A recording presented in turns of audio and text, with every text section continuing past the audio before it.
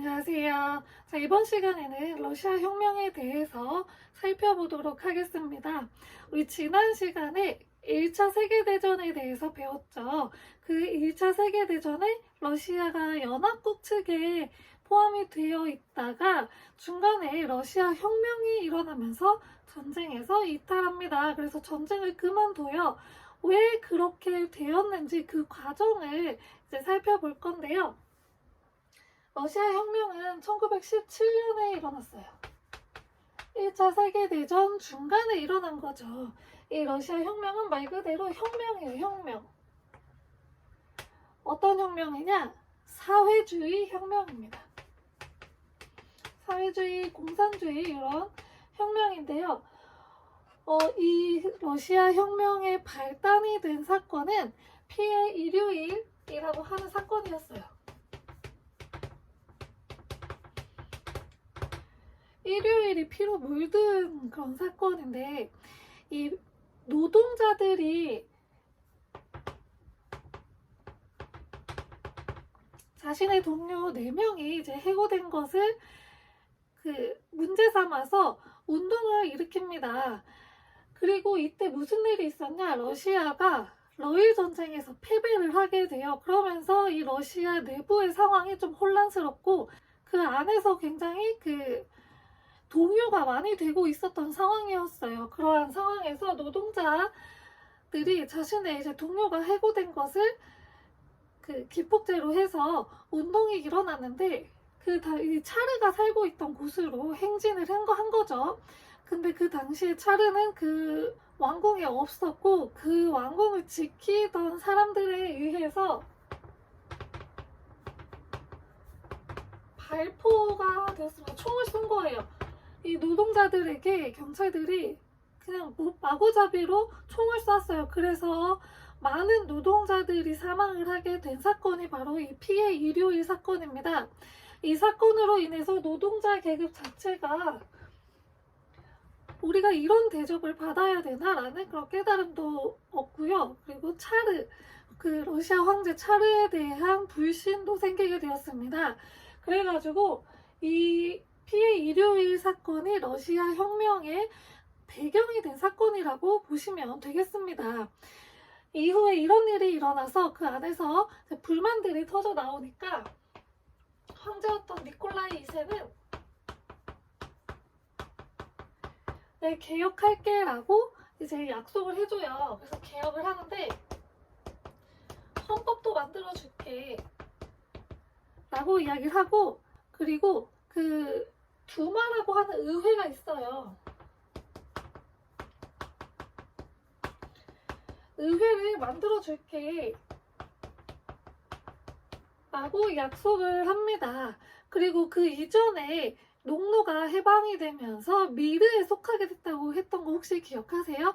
근데 이 미르에 속했는데 기존의 농노들이 자영농자가 되면서 자신의 토지를 구입을 했어야 되는데 그거에 따라서 또 빚이 생기고 이런 어려움이 있었다고 했잖아요. 그래서 그 미르도 폐지하는 등 여러 가지 이제 개혁을 실시를 했어요. 근데 이 당시가 무슨 상황이냐면 1차 세계대전이 일어나고 있었던 상황이거든요.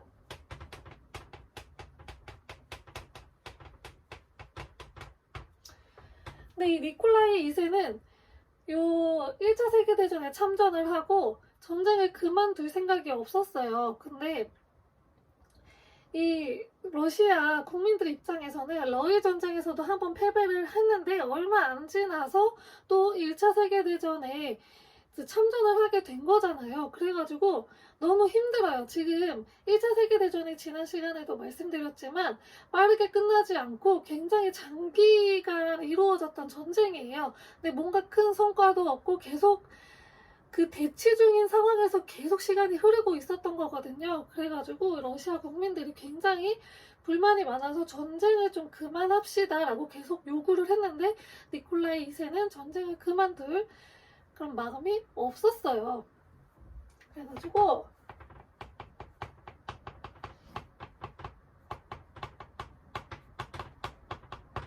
이 전쟁에 반대하는 사람끼리 모여서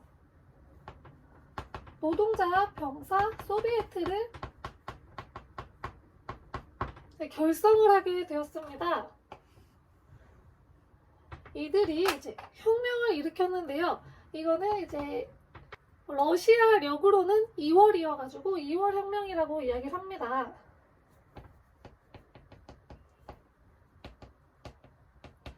이 2월 혁명으로 임시정부가 만들어졌는데요.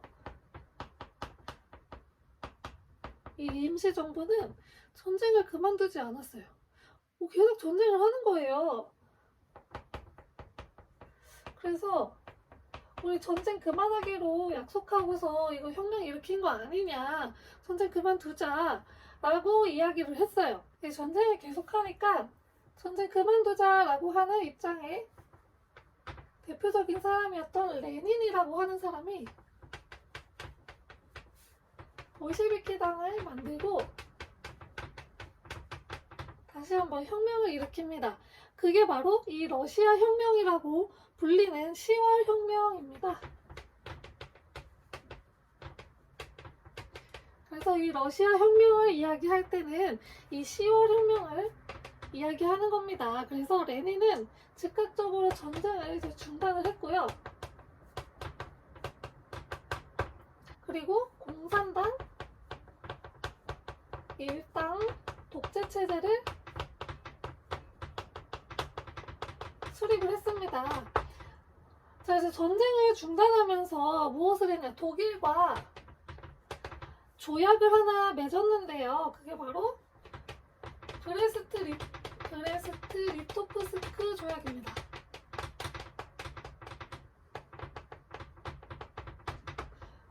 그러면서 이제 독일에게 영토를 넘겨주게 돼요. 우크라이나, 핀란드, 그리고 발트해의 연안에 있는 국가들을 이때 독일에게 넘겨주게 되면서 전쟁에서 빠져나오게 되었습니다. 자, 그리고 나서 이 레닌은 공산주의자였거든요. 그래서 지금 이 전쟁의 원인이 자본주의의 폐해 때문에 전쟁이 일어난 거다라고 이야기를 했던 사람 중에 한 명이었어요. 그렇기 때문에 자본주의 말고 공산주의 체제로 가야 된다. 그래서 토지와 여러 산업들 있죠. 이거를 다 나라에서 가져갔어요. 그 국유화한다고 하거든요. 지금으로 따지면은 뭐 전기시설, 가스 이런 공급하는 거를 민간에게 맡기는 게 아니고 국가가 이제 주도적으로 나서서 국가에서 생산하고 공급하고 그 국가에 돈을 내는, 그게 바로 이제 국영화거든요. 그래서 레닌은 모든 토지는 다 국가의 토지, 그리고 모든 기업, 산업은 다 국가의 것으로 해서 모든 토지와 산업을 국유화 시켰습니다. 그리고 코민테른이라는 것을 만드는데요. 코민테른은 뭐냐? 국제적인 공산당이에요.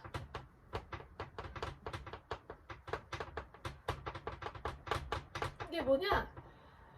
그 러시아에서 공산당이 있겠죠? 그러면 다른 나라에도 공산당이 있겠죠? 그 공산당들이 다 연합한 공산당, 국제적인 공산당이 바로 코민테른이에요. 그래서 국제적으로 다 뭉쳐가지고 이 세계적인 혁명에 앞장서자라는 그런 목적으로 코민테른을 이제 창설을 했는데, 이 코민테른은 당시에 이제 그 제국주의 국가들이 식민지를 굉장히 많이 갖고 있었잖아요. 그래서 이 지배를 받는 그 식민 국가들을 지원을 해주겠다라고 하면서 굉장히 많은 지지를 얻게 되고, 그래서 그 식민 지배를 받고 있는 국가들이 대부분 사회주의, 공산주의 이런 사상을 채택을 해서 독립운동을 많이 했다고 합니다. 그 이제 기반이 됐는데요. 아무튼 코민테른을 창설을 했습니다.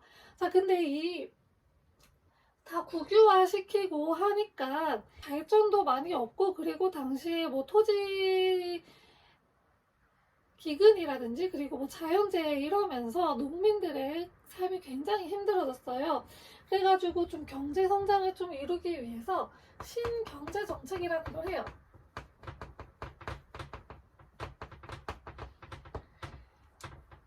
공산당을 이제 자본주의 체제에 반대해서 나온 거잖아요. 근데 그렇게 하니까 너무 힘드니까 자본주의 체제를 일부 도입을 해요.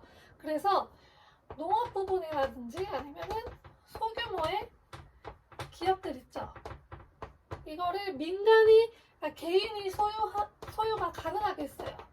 개인 소유가 가능하게 만들어서 이제 일부 자본주의 체제가 좀 들어갔고, 그리고 시장 경제가 좀 들어가요. 그래서 자기가 일한 만큼, 그러니까 자기가 뭘 판 만큼 뭘 벌고, 돈을 벌고, 그러니까 똑같이 일하고 똑같이 받는 게 아니고, 내가 일한 만큼 버는 이런 시장 경제의 원리를 좀 도입을 해서 경제 정책을 만들었습니다. 그래서 신경제 정책인데요. 이래서 조금 이제 러시아의 경제가 좀 회복이 되었다고 합니다. 이 레닌이 죽고 나서 스탈린이 지도자 자리에 올랐는데요. 스탈린은 경제개발 5개년 계획을 했어요.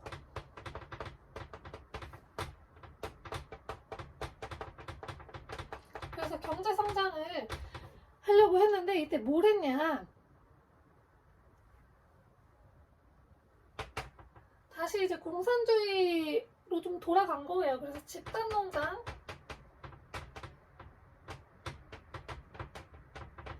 만들고 주로 이제 공업 쪽으로 그 사업을 치중해서 경제 개발을 하려고 했고요. 그리고 스탈린은 뭘 했냐? 독재를 했어요.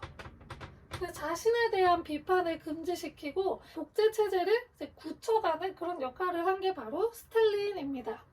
이 러시아 혁명 같은 경우에는 무산자 계급, 그러니까 재산이 없는 계급이 일으킨 혁명 중에서 이제 유일하게 정권을 차지했던 그런 유일한 혁명이라고 합니다. 그래서 그 주변에 식민 지배를 받고 있었던 모든 국가들에게 굉장히 큰 힘이 되어줬다고 해요. 공산주의 사회주의가 지금 우리나라는 북한과 대치 상태에 있기 때문에 굉장히 안 좋고 좀 함부로 이야기해서는 안 되는 그런 것이 되어버렸는데, 그 당시에 고통을 받고 있었던 사람들에게는 사실 이 사회주의 공산주의가 자본주의보다도 더 많은 도움이 되지 않았을까 싶습니다. 자, 이번 시간은 러시아 혁명에 대해서 알아보았습니다. 정리하자면 일단 러시아 혁명은 피해 일요일이라고 하는 사건이 발단이 되어가지고 이 노동자 계급들이 각성하게 되면서 일어났는데요. 거기다가 전쟁을 계속 하고 있으니까 전쟁 중단을 요구를 했는데 니콜라이 2세는 전쟁을 중단하지 않아서 노병 소비에트를 만들어가지고 혁명이 일어나게 되었습니다.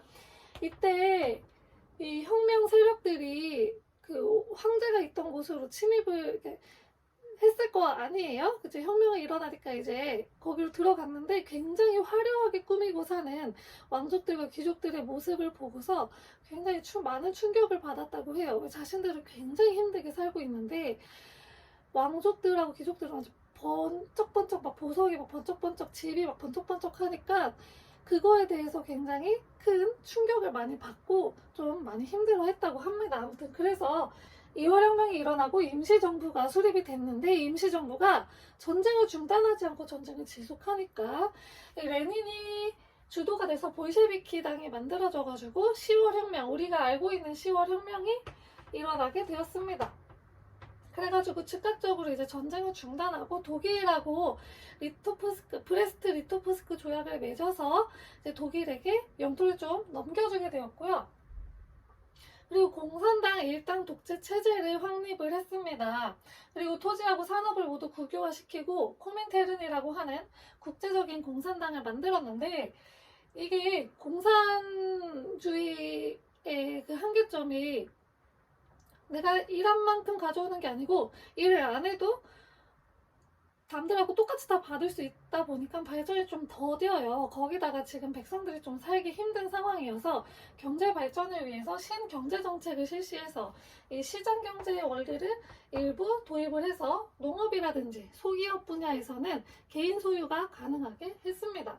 자, 그리고 나서 그 권력을 이은 스탈린의 경우에는 이제 경제개발 5개년 계획을 통해서 뭐 집단농장이라든지 그리고 공업을 위주로 발전을 시켰고, 스탈린은 무엇보다도 독재를 하기 위해서 독재 체제를 굳혀나갔다. 자신에 대한 비판을 금지시키는 등 그런 독재 체제를 나아갔는데, 그럼 나중에 잠깐 언급할 테지만 이후에 후르쇼프라고 하는 사람이 또 권력을 잡는데, 그 사람이 스탈린을 비판을 해요. 그러면서 중국하고 조금 멀어져서 중소 갈등이 일어나기도 합니다. 여기까지 이제 러시아 혁명이었고요. 다음 시간에는 이제 1차 세계대전 이후에 유럽의 베르사유 체제가 성립이 됩니다. 그리고 아직도 식민 지배를 받고 있었던 국가들이 있잖아요. 그 국가들은 어떻게 또 저항을 했는지에 대해서 살펴보도록 하겠습니다. 감사합니다.